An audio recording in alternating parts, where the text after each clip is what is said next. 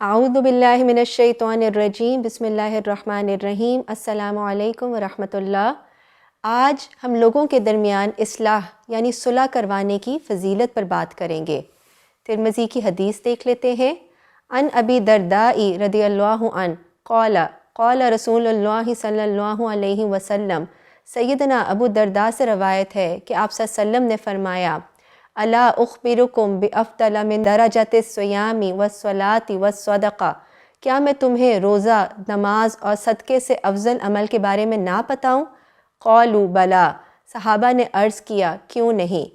قال صلاح ذات البین فإن فساد ذات البین ہی الحالقہ، آپ صلی اللہ علیہ وسلم نے فرمایا وہ آپس کے تعلقات کو بحال کرنا ہے اور آپس کا اختلاف تو مونڈ دینے والی چیز ہے۔ اب اس حدیث میں کس کو مونڈ دینے کی بات کی گئی ہے؟ تو ابو داؤد اور ترمذی اس حدیث کو صحیح کہتے ہوئے اس میں اس بات کا اضافہ کرتے ہیں کہ حالقہ سے مراد یہ نہیں کہ یہ سر کے بال مونڈ دیتی ہے، بلکہ دین کا صفایہ کر دیتی ہے۔ اب ہم دیکھتے ہیں کہ اس حدیث سے ہمیں کیا پتہ چل رہا ہے۔ سب سے پہلے تو یہ کہ اسلام ایک پرامن مذہب ہے جو اپنے ماننے والوں کو اتحاد اور اتفاق کا درس دیتا ہے، مگر انسان ہونے کے ناطے آپس کے اختلافات ناگزیر ہیں۔ یہ اختلافات اگر طول پکڑ جائیں تو اس کا نقصان انفرادی اور اجتماعی سطح پر ہوتا ہے، اس لیے ان کی بروقت اصلاح کر لینا ضروری ہے، اور اس سلسلے میں اسلام ہماری رہنمائی کرتا ہے۔ آپ صلی اللہ علیہ وسلم کی حدیث سے ایک تو یہ معلوم ہوا کہ آپس میں اگر کسی میں اختلاف ہوا ہو تو ان میں صلح کروا دینا نفلی عبادات سے افضل ہے۔ مومن کا کردار مثبت ہونا چاہیے۔ آپ صلی اللہ علیہ وسلم نے اس عمل کو نفل عبادات اور مالی صدقات سے بھی اوپر رکھا ہے، کیونکہ اس کا فائدہ سوسائٹی کو ہوتا ہے۔ اب یہ اختلاف ہو سکتا ہے کہ ہمارے اور کسی اور کے درمیان میں ہو، یا پھر کسی بھی دو لوگوں میں ہو۔ یہ انفرادی لیول پر بھی ہو سکتا ہے اور دو گروہوں کے درمیان بھی ہو سکتا ہے۔ اس اختلاف کی وجہ سے پیدا ہونے والی رنجشیں دین کو نقصان پہنچاتی ہیں۔ آپس کی رنجشیں، لڑائیاں، ناراضگیاں اور تعلقات کی خرابی انسان کے دین کو آہستہ آہستہ ختم کر دیتی ہیں۔ اس سے انسان کی پروڈکٹیوٹی متاثر ہوتی ہے، عبادات میں دھیان بڑھ جاتا ہے اور دین کے کام کو نقصان پہنچتا ہے، اور یہ ایک ایسی چیز ہے جو ہم سب نے ہی ایکسپیرینس کی ہوگی۔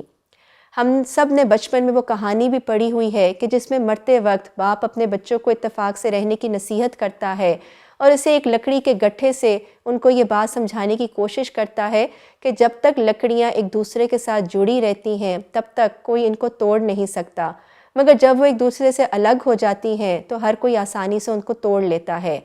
اس وقت اسلامی معاشرے میں اجتماعیت بہت اہم ہے، اور اس کے لیے آپس میں دلوں کا جڑنا بہت ضروری ہے۔ اب اگر یہ صورتحال پیش آ جائے کہ دو لوگوں میں اختلاف ہو گیا تو ارد گرد کے لوگوں کو کیا کرنا چاہیے؟ جی، ان کے درمیان صلح کروانے کی کوشش کرنی چاہیے، اور یہ کام اس شخص کو کرنا چاہیے جو مرتبے میں بلند ہو اور جس کی بات کی وقت ہو، اور وہ پوری خلوص نیت کے ساتھ صلح کروانے کی کوشش کرے، لڑائی کو ہوا نہ دیں، غصب کا ذریعہ نہ بنائیں اور ایک دوسرے کو نہ بھڑکائیں۔ ہمارا یہ حال ہے کہ ہم چھوٹی چھوٹی باتوں پر ایک دوسرے سے ناراض ہو جاتے ہیں، اپنے مسلمان بھائیوں سے بات تک نہیں کرتے۔ اس میں ہمارا بہت نقصان ہے، کیونکہ یہ سب شیطان کے وار ہیں۔ مسلمانوں میں رنجشیں ڈال کر، مسلمانوں کا آپس میں لڑائی جھگڑا کروا کر، نفرتیں پھیلا کر انہیں ایک دوسرے سے دور کرنے سے شیطان بہت خوش ہوتا ہے، اور ہمیں شیطان کو نہیں بلکہ اللہ تعالیٰ کو خوش کرنا ہے اور اللہ کی رضا کے لیے صلح کروانی ہے۔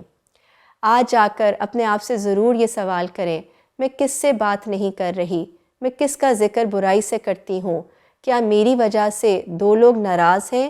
کیا میں کبھی صلح کروانے کے لیے آگے بڑھی ہوں؟ اور اگر ایسا نہیں کیا تو صلح کرنے والوں میں شامل ہو جائیں۔ سبحانک اللہم و بحمدک، اشہد ان لا الہ الا انت، استغفرک و اتوب الیک۔ السلام علیکم ورحمۃ اللہ۔ فمن يعمل مثقال ذرة خيرا يره